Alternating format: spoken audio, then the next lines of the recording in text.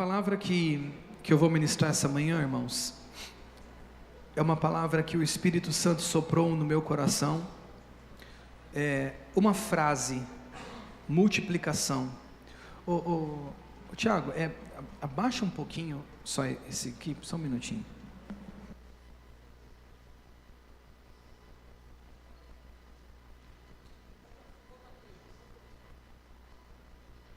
E testando o som. Melhorou. E nós vamos hoje olhar para o texto de João, o Evangelho de João, no seu capítulo de número 6. Se você trouxe a sua Bíblia, daqui a alguns dias eu vou perguntar assim, você trouxe a sua Bíblia? Eu vou perguntar, você trouxe o seu caderno de anotação? Acho que eu estou aprendendo a vender, né, irmãos? Aí, Se tem um negócio que eu era ruim, era vender, irmão. Quando alguém falava, tem que vender rifa na escola. Não, pelo amor de Deus. Alguém se identifica com isso, irmão? Olha, meu Deus do céu. Então nós vamos fazer o encontro daqueles que não sabem vender rifa. Amém? Você sabe vender, nem vem. Também não? Mas quem não sabe é tudo vendedor hoje, uai. Não estou entendendo mais nada. Cresceu e aprendeu, né? Vocês me ensinam aí a vender então, E era uma prova, né? Meu Deus do céu, a hora que vinha, não, mas tem que vender para a formatura. Não, eu compro. Eu cheguei a falar isso, irmão, eu compro a rifa inteira. Nossa, olha a cabeça. Quanto que é a minha parte? 50? Eu compro. Tudo porque, meu Deus, mas tem gente que tem uma facilidade para vender. Eu admiro. Louvado seja Deus. Bom, se você trouxe a sua Bíblia, nós vamos então olhar o texto de João, capítulo de número 6, versículo de número 1, João, capítulo de número 6, versículo de número 1, o texto diz assim: depois disto partiu Jesus para o outro lado do mar da Galileia, que é o de Tiberíades, e a grande multidão o seguia, porque via os sinais que operava sobre os enfermos. Jesus subiu ao monte e assentou-se ali, com seus discípulos, e a Páscoa, a festa dos judeus, estava próxima. Então Jesus levantou os olhos e, vendo que uma grande multidão vinha ter com ele, disse a Filipe: onde compraremos pão para estes comerem? Mas dizia isso para experimentar, porque ele bem sabia o que havia de fazer. Filipe respondeu-lhe: 200 dinheiros de pão, em algumas traduções, 200 denários de pão não lhes bastarão, para que cada um deles tome um pouco. Um dos seus discípulos, André, irmão de Simão Pedro, disse-lhe: está aqui um rapaz que tem 5 pães de cevada e 2 peixinhos, mas o que é isso para tantos? E disse-lhe Jesus: mandai assentar os homens. Havia muita relva naquele lugar. Assentaram-se, pois, os homens em número de quase 5.000. Jesus tomou os pães, havendo dado graças, repartiu-os pelos discípulos, e os discípulos pelos que estavam assentados. Igualmente também dos peixes, quanto eles queriam. E quando estavam saciados, disse aos seus discípulos: recolhei os pedaços que sobejaram, para que nada se perca.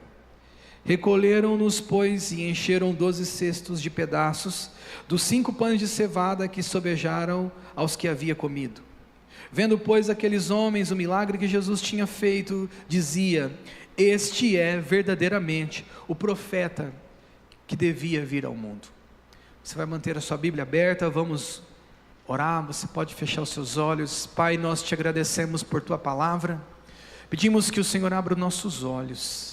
Tua palavra é viva, é eficaz, e que ela venha gerar muito fruto, como uma semente frutífera nesses corações. Esta é a nossa oração, e pedimos: Espírito Santo de Deus, atua sobre nós, movimenta-se sobre nós. Essa é a nossa oração, em nome de Jesus. Essa semana, ao assinar o contrato do novo prédio, eu fiz a seguinte pergunta para mim mesmo, na presença de Deus: por que nós devemos ir? Eu sou do tipo de pessoa que tem uma raiz muito forte nos lugares aonde fico, aonde estou, E olhei para esse prédio e pensei, nossa, é um prédio tão legal, né? Tão bonito, mas pequeno. E aí quando eu assinava, eu comecei a pensar nisso, e eu estava fazendo as rúbricas, estava até no balcão do cartório para reconhecer a firma. E o Espírito de Deus falou ao meu coração: devemos ir, porque haverá multiplicação. Essa foi a frase que veio na minha alma, porque haverá multiplicação. E quando nós pensamos, pode dar glória a Deus por isso, amém? Glória a Deus. E aquela frase, junto com paz, trouxe também um propósito muito maior que eu posso calcular, porque haverá multiplicação. O texto que nós acabamos de ler é um texto muito especial na vida de Jesus com seus discípulos. Jesus havia recebido a notícia de que João estava no cárcere. Ele havia recebido uma notícia que não foi muito boa, mas também ele recebeu uma outra notícia muito boa. Os seus discípulos, que haviam sido enviados de 2 em 2, eles haviam feito muitos sinais no nome do Senhor. Pessoas haviam sido curadas, demônios haviam sido expulsos, e a obra de Deus estava acontecendo, o evangelho estava sendo pregado. E Jesus disse assim para os seus discípulos: venha comigo, vamos repousar um pouco. Nós vemos o Senhor cuidando do descanso. Você crê que Deus cuida do seu descanso? Amém? Às vezes os crentes não acreditam que Deus cuida do descanso. Se Deus criou o descanso no 7º dia, como assim, pastor? Está lá em Gênesis 2, você vai ler Gênesis 2, vai dizer que havendo o Senhor acabado de fazer todas as coisas, Ele no 7º dia ainda trabalhou criando o descanso, e o descanso ali é a alma de Deus satisfeita, porque todas as coisas estão em ordem. Então Deus sim pensa no descanso, e Ele chama os seus discípulos e diz assim: vem aqui, vamos repousar num lugar deserto. Eles entram num barco, e eles atravessam o mar da Galileia, e vão para o outro lado da margem, e ali Jesus encontra um lugar para descansar. Jesus senta no monte, e começa ali com os seus discípulos, tem um momento de repouso, literalmente. Mas a multidão, percebendo que Jesus fez esse trajeto, eles fazem um trajeto a pé, e dão a volta, e chegam lá no mesmo lugar que eles chamariam de descanso. O texto diz que Jesus se levanta, e quando ele olha para a multidão, o texto diz que o seu coração é movido de íntima compaixão. O coração de Jesus como um coração de um pai, que o pai chega em casa cansado, querendo apenas tomar um banho e deitar no sofá, mas o filho fala assim: vamos brincar, pai? Vamos brincar, pai? Vamos fazer alguma coisa? Ou quando um homem chega em casa cansado do dia, só quer tomar um banho, a mulher diz: me ajuda aqui arrumando a cozinha, senão não sai a janta, né? Mas Jesus olha para essa multidão, e o seu coração se move como de um pai, e por que não como de um esposo, que diz: eu vou ajudá-la. E Jesus olha para aquela multidão, e o texto diz em outros evangelhos, como de Mateus, vai dizer que ele olhou para essa multidão e viu que era como ovelhas sem pastor. O texto diz que ele ensinou a eles, ele curou a eles, aqueles que estavam ali. Mas o que acontece? Os seus discípulos percebem que o dia está declinando, a noite está chegando, o lugar é deserto, e eles começam a dar sugestões e dizer: olha, nós precisamos resolver o problema com essa multidão, não tem aonde comprar pão, não tem aonde nós vamos fazer, ou conseguir dinheiro suficiente. Jesus dá todas as instruções que conhecemos, e acontece a primeira multiplicação de pães, com apenas aquilo que nós vemos o menino trazer, 5 pães e 2 peixes. E o que Jesus estava ensinando ali? Eu acredito que ele estava ensinando algumas coisas especiais que nós podemos olhar para o texto. Eu queria que você olhasse no versículo de número 2. No versículo de número 2 diz assim que grande multidão o seguia. Grande multidão o seguia. A primeira coisa que nós aprendemos desse texto, irmãos: Jesus não te obriga a segui-lo. Jesus não obriga nós a segui-lo. Seguir a Jesus é um chamado. Seguir a Jesus é um convite. Se alguém quer ser meu discípulo, não é uma obrigação, mas segui-lo é entregar tudo. Segui-lo é entregar tudo, mas também é estando seguro nesta vida e na outra. Pedro disse assim a Jesus em Lucas 18, 28, 30, ele disse assim: eis que nós deixamos tudo e te seguimos. Ele falou: nós deixamos tudo e te seguimos. E Jesus disse assim: na verdade vos digo que ninguém há que tenha deixado casa, ou pais, ou irmãos, mulher, ou filhos, pelo reino de Deus, que não haja de receber muito mais nesta vida, ele diz, nesta vida e na vindoura. Então a promessa de seguir a Jesus é também para esta vida, mas muito mais para a vindoura. Agora eu pergunto essa manhã, qual é o motivo pelo qual você segue a Jesus? O versículo de número 2 diz que a multidão seguia, porque, eu vou citando os textos, Rafa, você pode ir colocando por favor? A grande multidão o seguia porque via os sinais que operava sobre os enfermos. A multidão estava seguindo porque via os sinais. Em João capítulo de número 6, versículo de número 26, Jesus vai dizer que a multidão também o seguia por causa do pão. Por que você o segue? Jesus disse: na verdade vos digo que me buscais, não pelos sinais que viste, mas porque comeste do pão que vos saciaste. Então uns pelos sinais, outros pelos pães. Mas qual é o motivo pelo qual nós temos seguido? Eu digo, quem segue a Jesus deve segui-lo antes de mais nada, pelas palavras de vida eterna, pelas suas palavras, pela sua presença. Pedro disse em João 6, 66, ele disse assim: tu tens a palavra de vida eterna, ou seja, eu te sigo, Senhor, não é porque você pode fazer isso, mas porque você tem as palavras de vida eterna. É o 66? É o 68, desculpa. O 68, porque tu tens as palavras de vida eterna. E quem segue porque tens as palavras de vida eterna? Cuja vida está estruturada a partir do que Deus falou, não no que é o movimento alheio. Quem segue a Jesus por causa das palavras que Ele falou, está estruturando a sua vida naquilo que Deus falou, não por aquilo que vê o movimento em volta. Então nós não estamos, quando eu falo que nós estamos mudando de prédio, nós não estamos mudando porque a economia está boa, irmãos, pelo contrário. Nós não estamos mudando porque coisas naturais estão acontecendo, mas porque nós estamos ouvindo a voz de Deus. Amém? Você crê comigo? Porque aquele que nos deu palavras de vida eterna está falando no nosso coração. Quem segue a Jesus por causa das palavras de vida eterna vive satisfeito com Ele. Tão somente, vive satisfeito com Ele. Nós estávamos nessa última visita no HC, por conta da cirurgia do João, e nós ficamos num quarto com um casal, cuja filha não tinha nariz, irmãos. Você vê tantas coisas naquele lugar, ela literalmente não tinha nariz, era algo muito estranho.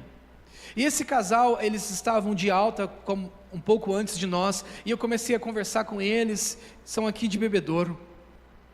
Mas algo me chamou a atenção falando com eles, porque quando eles estavam me explicando como é que foi todo o processo, quanto tempo que ela ficou internada e tudo mais. E aí ele falou assim: mas a gente é crente. Eu falei: vocês são crente? Aí eu cumprimentei ele com a graça e a paz, ele ficou emocionado, falou assim: nós somos pastores, tá? Ele ficou emocionado, quase que ele fala em línguas, ele: oh meu Deus, glória a Deus, e começou mas me chamou, quase que vira culto ali, irmãos, oh glória a Deus, né? Já levantar a menina, já, né, fazer a oração ali. Mas quando ele falou: a gente é crente, eu olhei assim, eu fiz um cálculo rápido na minha cabeça, eu falei assim: a filha não tem o nariz, mas ele está satisfeito por ser crente. Vocês conseguem entender o que eu estou dizendo? O que você precisa para seguir Jesus além dele mesmo, além da satisfação de ser dele, de ter sido comprado por ele. Qual o motivo pelo qual você segue a Jesus? Jesus não te obriga a servi-lo. Qual o motivo pelo qual você segue a ele? Aquele que segue a Jesus pelas palavras de vida eterna, sai de todo culto satisfeito. Ah, mas hoje eu não senti Deus falar comigo, hoje eu não me quebrantei, hoje ninguém orou por mim, hoje ninguém deu palavra. Não, quem segue a Jesus pelas palavras de vida eterna e por quem Ele é, todo culto sai satisfeito, porque eu estive na presença dEle. Glória a Deus, glória a Deus. Jesus nos ensina uma outra coisa. Ao ver a multidão segui-lo, ao ver a multidão se aproximar dele, ele se move de íntima compaixão. Mas ele vira para Filipe, um dos seus discípulos, e diz no versículo de número 5, final do versículo de número 5, Jesus levanta os olhos e vê a multidão. Ele olha para Filipe e fala assim, tá ligado aqui? Ah, tá. Achei que estava ligado, estava verdinho ali. Não toque, irmão. Ele diz assim, deixa eu tomar água aqui, irmão, peraí. Levantando os olhos, vendo que uma grande multidão vinha ter com ele, disse a Filipe, onde compraremos pão para estes comerem? Que pergunta.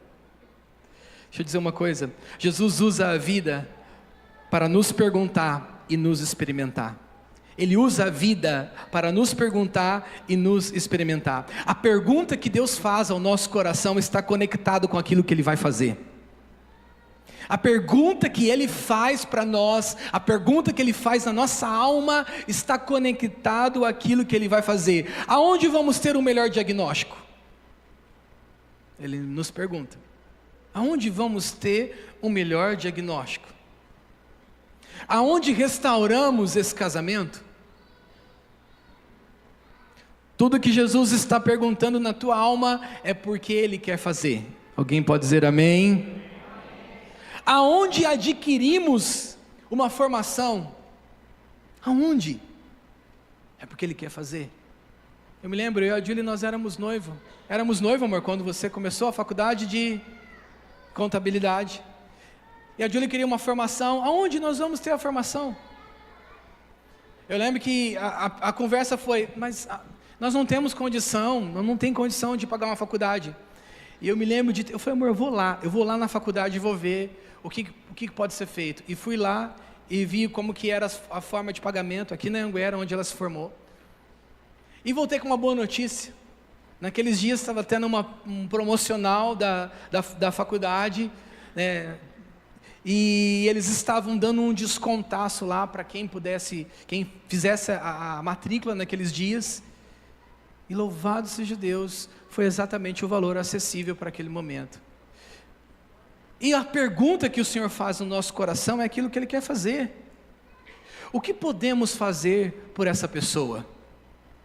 Será que na sua alma, Cristo nunca perguntou dessa maneira? O que podemos fazer por essa pessoa? O que podemos fazer por esse irmão? O que podemos fazer por esse familiar?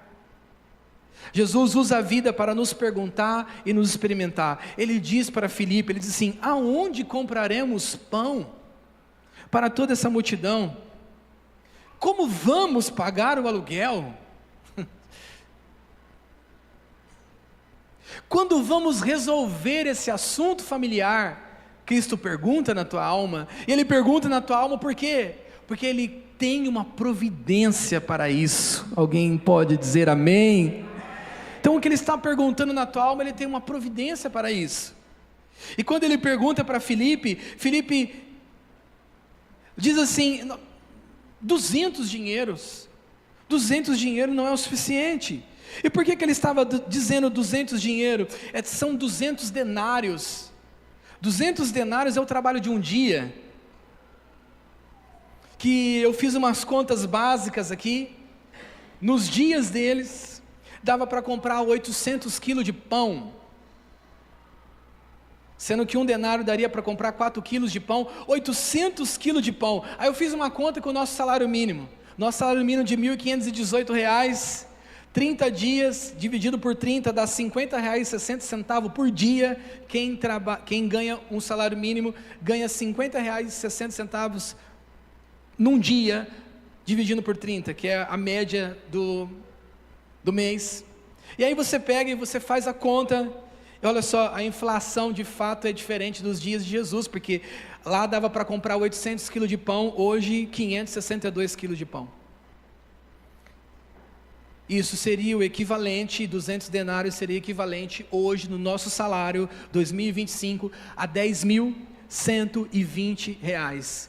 Então, quando Filipe diz para Jesus, diz assim, nem R$10.000 seria suficiente para comprarmos pão para essa multidão, daria para comprar 500 quilos de pão, não seria o suficiente.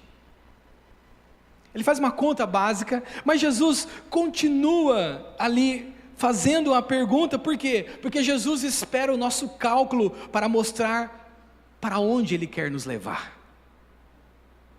Você pode dizer comigo, Jesus, Ele quer que eu faça o cálculo para mostrar aonde Ele vai me levar. Alguém mais pode dar glória a Deus? Ele quer que você faça o cálculo diagnóstico, Ele quer que você faça o cálculo financeiro, Ele quer que você faça o cálculo da geografia, Ele quer que você faça o cálculo da sua alma, dos seus sentimentos, do seu emocional, para Ele dizer assim, isso daqui é você, mas aqui eu quero te levar. Glória a Deus. E aí Ele permite Filipe fazer o cálculo, Filipe faz esse cálculo, mas um dos outros discípulos diz assim, mas nós estamos em um deserto. Você acredita que Deus sabe que aonde você está? Sim ou não?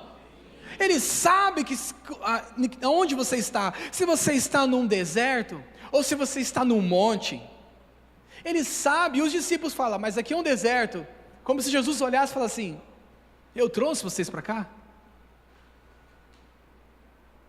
Deixa eu dizer uma coisa, quem muda a geografia é Deus, tá?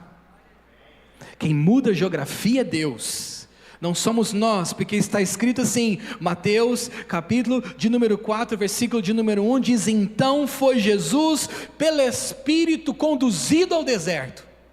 O que eu entendo com isso? Eu entendo que quem muda a geografia de um servo de Deus, é o Espírito de Deus. Quem fica inquieto com geografia, não está sendo guiado pelo Espírito, mas quem confia no Espírito Santo de Deus, sabe que a sua geografia está nas mãos do Senhor, e a hora que Ele quer, Ele está operando, abrindo portas, se movendo, louvado seja o Senhor, porque em Romanos 8,14 diz, porque todos os que são guiados pelo Espírito de Deus, esses são filhos de Deus.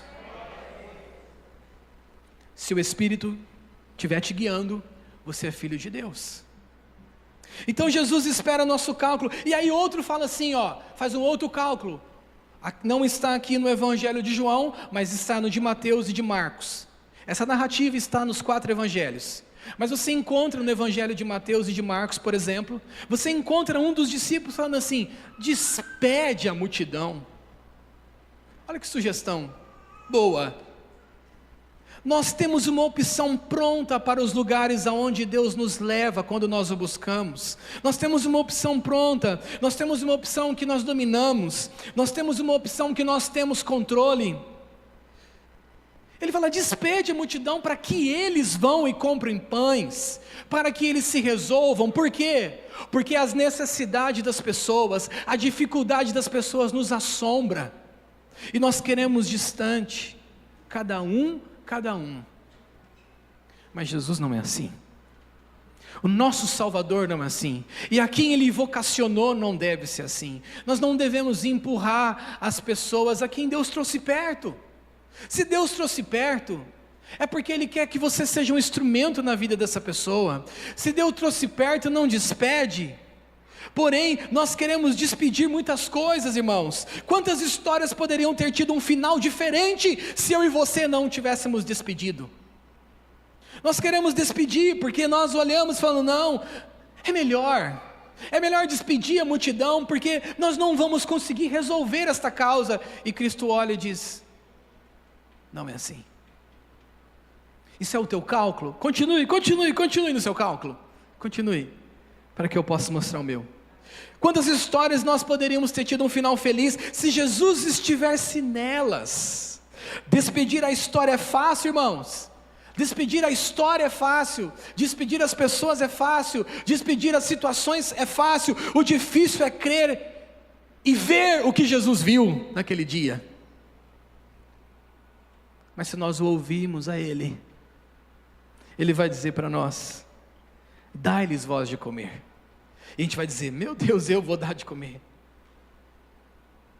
Ele nos chama, porém Ele está dominando a história, irmãos. Jesus está dominando a história, Ele está dominando a narrativa, Ele está dominando o fim da história. Assim como Ele domina o início, Ele domina durante, Ele domina o fim da história. Então o que Deus provoca na sua alma, o que Deus provoca na sua vida, é porque Ele quer te levar a um nível maior. Mas nós estamos costumeiramente, isso é costume de crente preguiçoso, é buscar aquilo que é fácil, é buscar aquilo que está resolvido já. Irmão, se as coisas estão resolvidas, para mim, para a palavra de Deus, é um problema. Agora, quando as coisas necessitam de resolução, necessitam de uma atuação divina, necessitam de um sobrenatural, eu vou dizer para você, você está na porta de um milagre. Alguém crê comigo? Você está na porta de um milagre. O problema é que nós queremos milagre. Alguém que quer milagre na sua vida? Você quer, eu sei que você quer, eu quero, nós queremos. Vós querais, não sei. Estraguei o português aqui, né? De propósito, só para vocês rirem. Mas todos nós, eu vou participar da aula, tá? No português. Todos nós queremos milagres, irmãos. O problema é que muitos de nós não queremos o difícil do milagre, porque para se alcançar um milagre como esse da multiplicação, é necessário que eu faça os meus cálculos, mas é necessário que eu avance acima deles, na presença de Deus. E aí, Jesus pergunta, lá em Mateus 14:16, ele pergunta assim, ele diz na verdade, dai-lhes voz de comer. Aí complicou, porque o que ele estava perguntando, aonde compraremos pão? Ele já vira e fala, dai-lhes voz de comer? Mas Jesus, você está jogando uma bomba para nós. Primeiro você pergunta onde nós compraremos pão, o lugar é deserto, nós não temos dinheiro. Agora você fala, dai-lhes voz de comer? O interessante é que tanto as perguntas de Deus, quanto as ordens de Deus, nos provoca. Alguém aqui já sentiu provocado por aquilo que Deus trouxe ao seu coração, que você leu nas Escrituras? Irmãos, essa provocação divina, olha, isso veio agora, maravilhoso. Essa provocação divina é que nos conduz às experiências sobrenaturais. Se não tem provocação divina, dá-lhes voz de comer, não tem experiência sobrenatural, não tem a multiplicação. Quando ele diz dá-lhes voz de comer, é ele dizendo, se você apenas for prático, eu acho engraçado, eu até admiro, na verdade, as pessoas que são práticas. A minha esposa, eu admiro ela porque ela é uma pessoa prática. Discutir com o meu amor é uma coisa mais difícil. Eu quero discutir, eu quero detalhar, eu quero fazer um checklist de tudo que aconteceu. Amor, isso aqui, esse ponto. Ela fala assim, não amor, todos esses pontos aí, beleza, está tranquilo. E ela não quer discutir, irmãos. Eu sei que tem algumas mulheres que são assim, ao contrário. Eu gosto de detalhar as coisas, mas ela não quer, e ela é prática. Eu admiro as pessoas práticas. Eu me considero prático em algumas coisas, mas outras não. Outras eu quero detalhar. Eu falo, não, vamos fazer um raio-x isso aqui, uma ressonância magnética.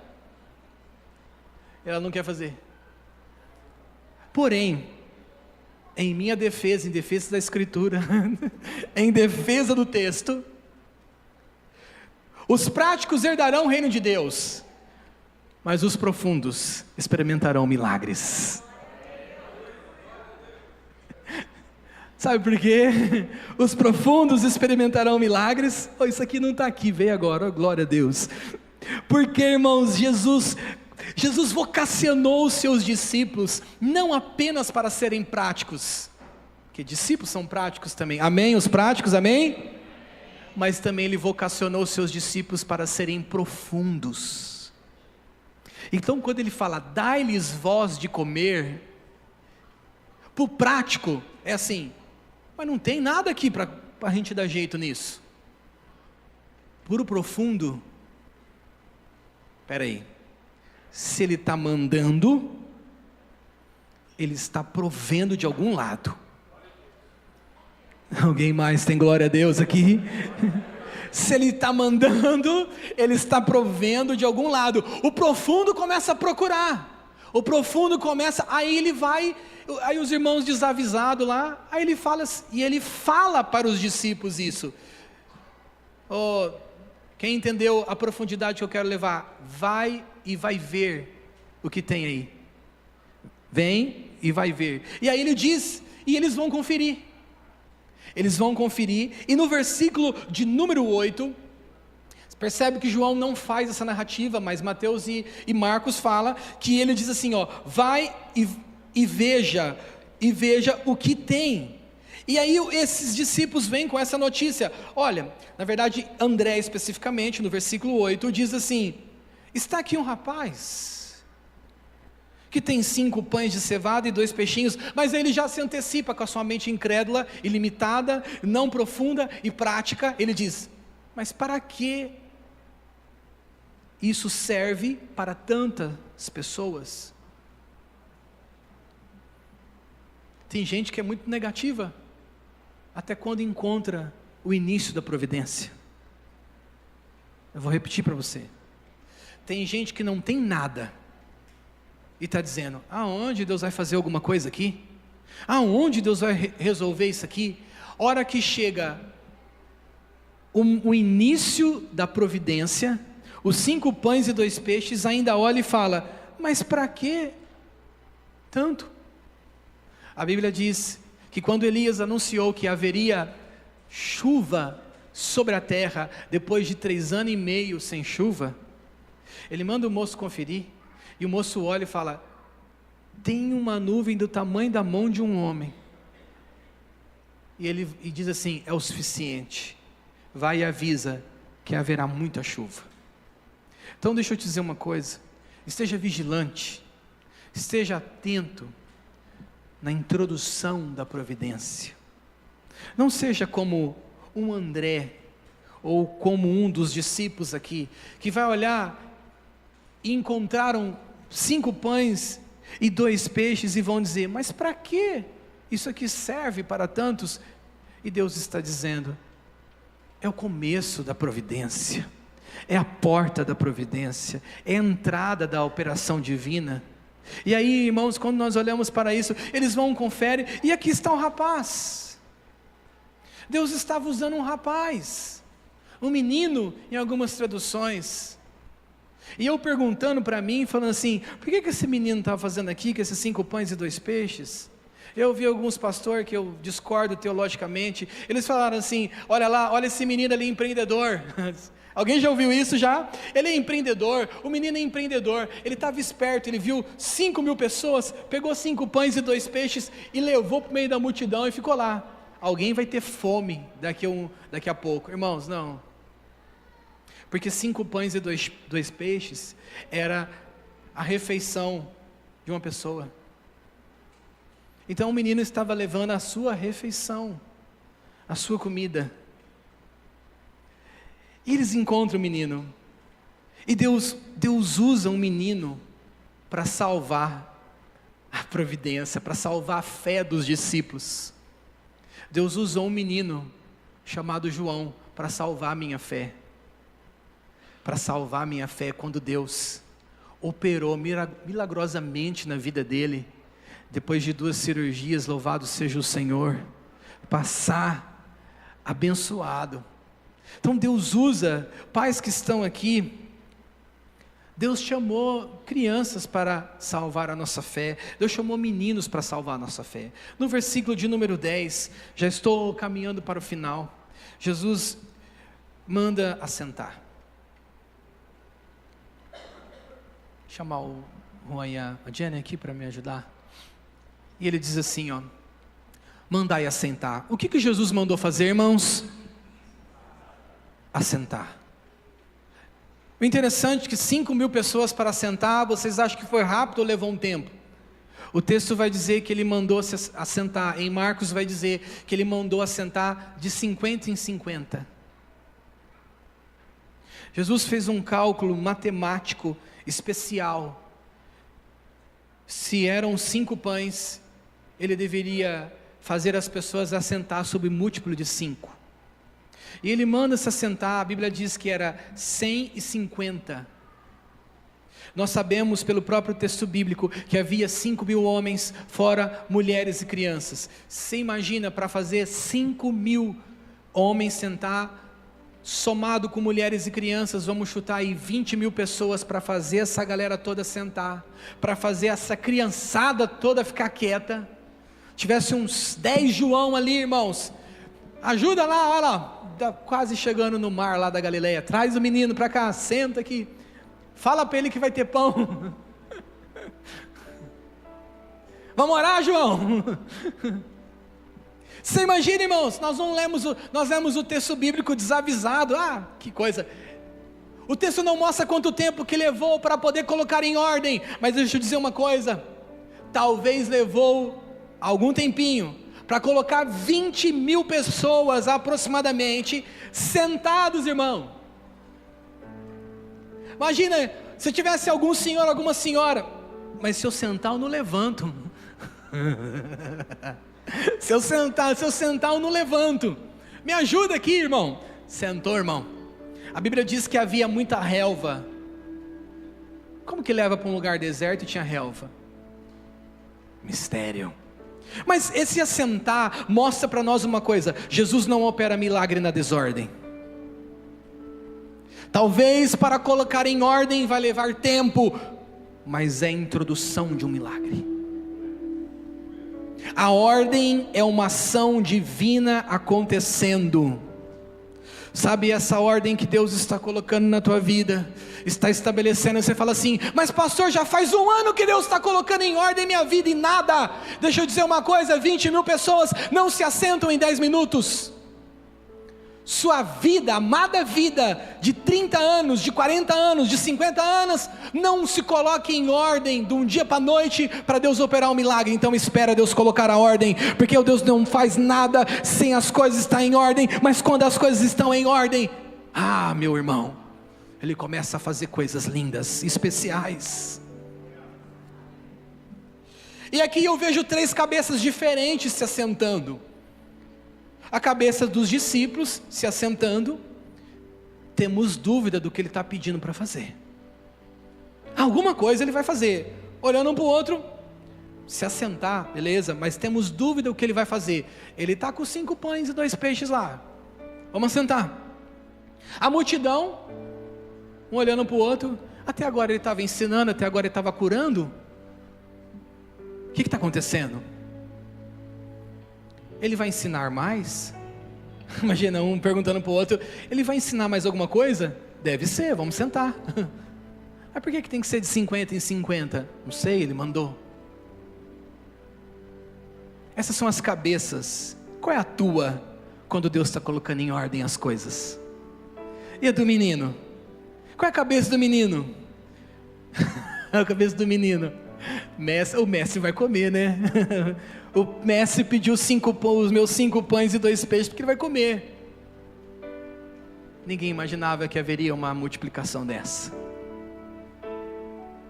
Mas o menino talvez pensasse, ele sempre sabe o que faz. Meu irmão, sabe qual cabeça que eu quero ter aqui? Dos 3 eu gostaria de ter a do menino. Mas a Bíblia não diz para eu ter da multidão, ela não diz para eu ter dos discípulos, ela não diz para eu ter do menino, mas em 1 Coríntios capítulo de número 2, versículo de número 16 diz, mas nós temos a mente de Cristo.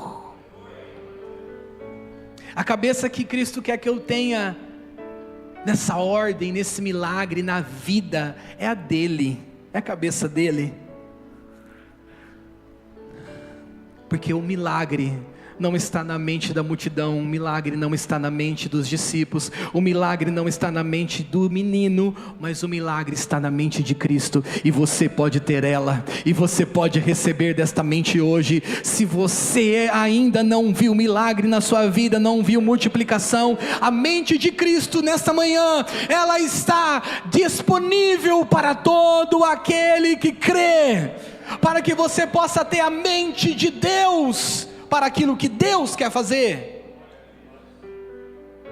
Aí Jesus toma, versículo de número 11, diz assim: Jesus tomou os pães, ou seja, ele se apropriou dos pães, ele não alisou os pães, irmãos, isso é muito importante saber.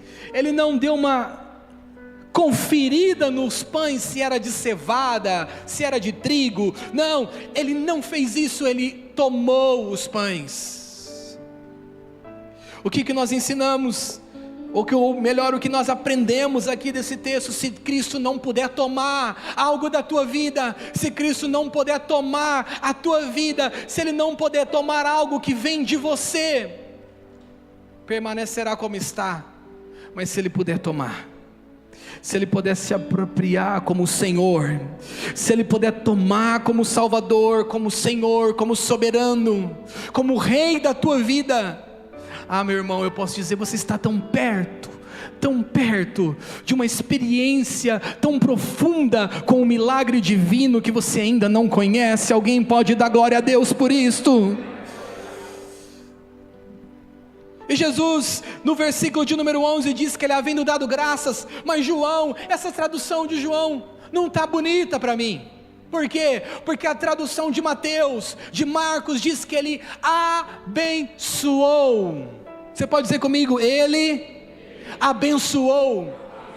E como que ele abençoou? Baruch atah Adonai Eloheinu melech haolam hamotzi Yeshen min haaretz. Ele disse: bendito sejas tu, eterno nosso Deus, soberano de todos, que fazes brotar o pão da terra.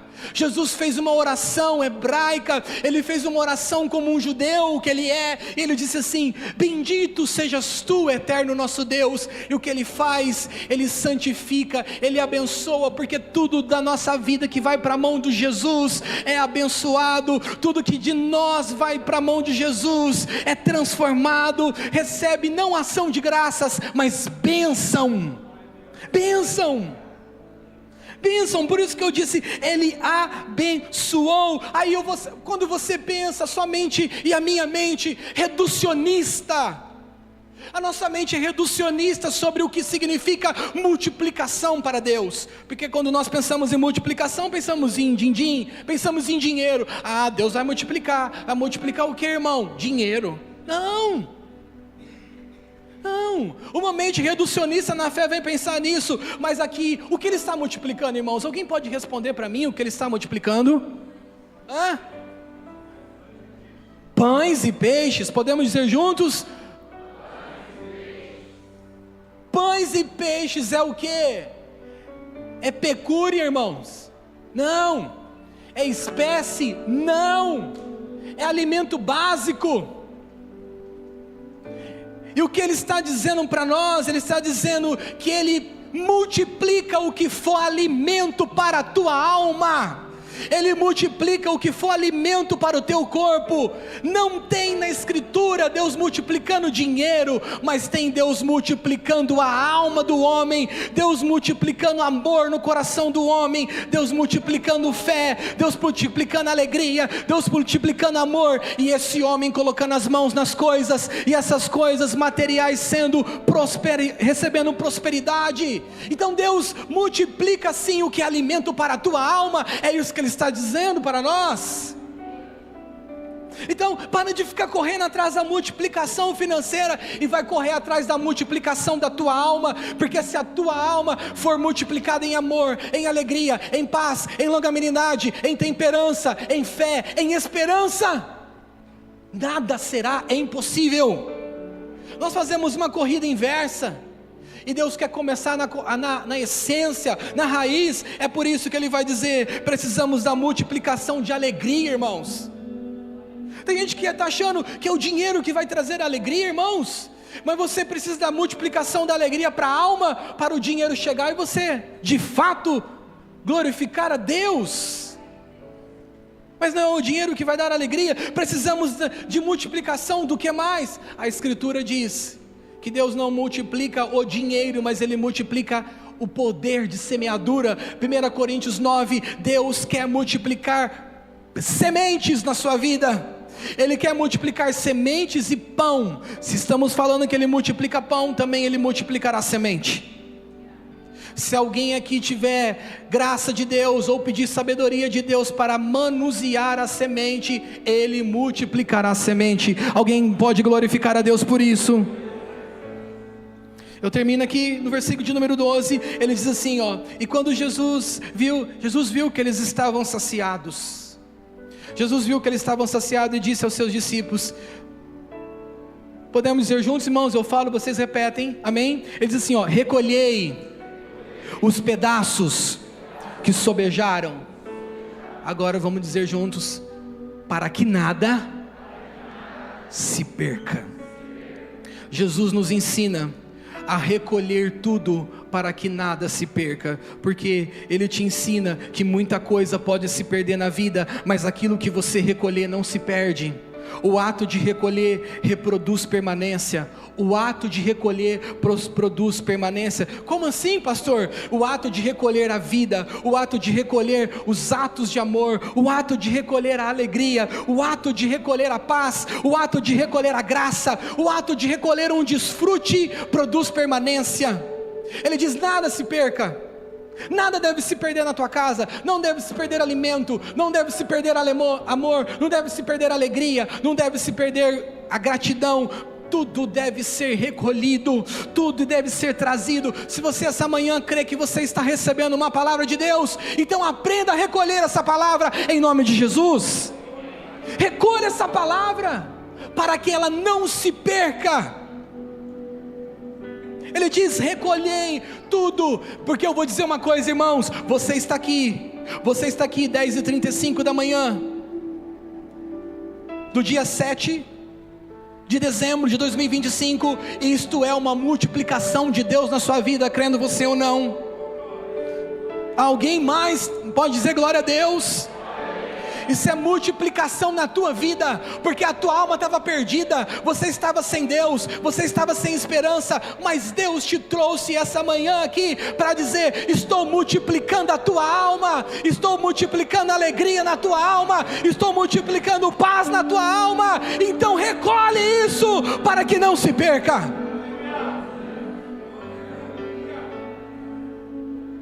Conclusão. Por fim, o que Jesus estava multiplicando, irmãos? Comida? Não. Isso é a metáfora de tudo. Ele estava multiplicando dele, porque Ele disse, eu sou o pão da vida que desceu do céu. Eu sou o pão da vida que desceu do céu. Então quando Ele estava multiplicando, Ele estava dando dele. E sabe de uma coisa, se esse povo quisesse comer mais, ia comer mais. Se tivesse 30 mil, ia alimentar os 30 mil. Se tivesse 50 mil, ia alimentar os 50 mil. Porque Jesus não tem fim, irmãos. Ele é tudo que sacia a nossa alma. Então Ele estava multiplicando dele, então Ele estava partindo dele mesmo. Ele estava dizendo, eu estou partindo de mim. Mas Jesus não está multiplicando apenas pão, Ele está multiplicando ali, naquele dia, e aqui hoje, Ele estava multiplicando a fé dos discípulos. Os discípulos estavam dizendo, eu nunca vi 5 pães e 2 peixes alimentar 20 mil pessoas. A fé dos discípulos foram multiplicada. Estava sendo multiplicado o número dos discípulos, porque nós lemos no versículo de número 14, diz que as pessoas ao verem este milagre falaram, este é o profeta que havia de vir no mundo. Então mais discípulos foram multiplicados. Ele estava multiplicando experiência, Ele estava multiplicando milagre. E eu quero te dizer nesta manhã, se Ele estiver, haverá multiplicação. Alguém pode aplaudi-lo, alguém pode aplaudi-lo. Glorificado seja o nome do Senhor. Os irmãos do louvor podem vir. Bendito seja o Senhor. Você pode ficar de pé. Se Ele estiver, haverá multiplicação. Se Ele estiver, haverá multiplicação. Ah, meu Deus! Se Ele estiver, haverá multiplicação. E nós precisamos do Senhor aqui, nós precisamos do Senhor aqui. Meu Deus, por favor, nós pedimos, Jesus, fica conosco. E haverá multiplicação na nossa alma, haverá multiplicação no nosso interior, haverá multiplicação de vida, de providência, de graça, de paz. Ah, meu Deus, faça o teu povo ser saciado esta manhã. Você pode fechar os seus olhos e começar a orar agora e dizer: Jesus, muitas coisas eu impedi com que o Senhor viesse a fazer a multiplicação. Eu fiz muitas perguntas, eu questionei muito. Eu disse como André: para quê? Para que esses 5 pães e 2 peixes servem para tantos? Eu não entendi a sua pergunta. Diga a Ele esta manhã, quando o Senhor disse para que eu pudesse ir ver aonde podemos comprar pão. Fala com Ele esta manhã. Diga que você quer de fato conhecer o que dele tem, qual é a ideia dele, qual é a estrutura que Ele quer dar.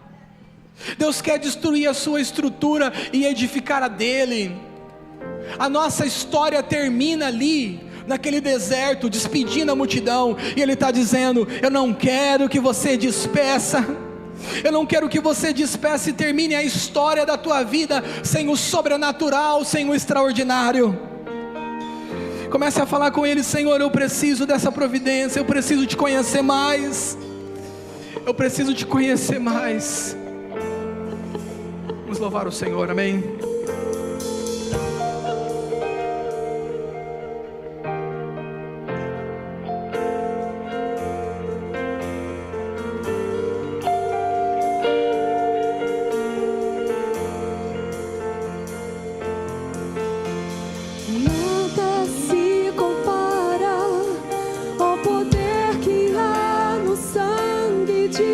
Jesus.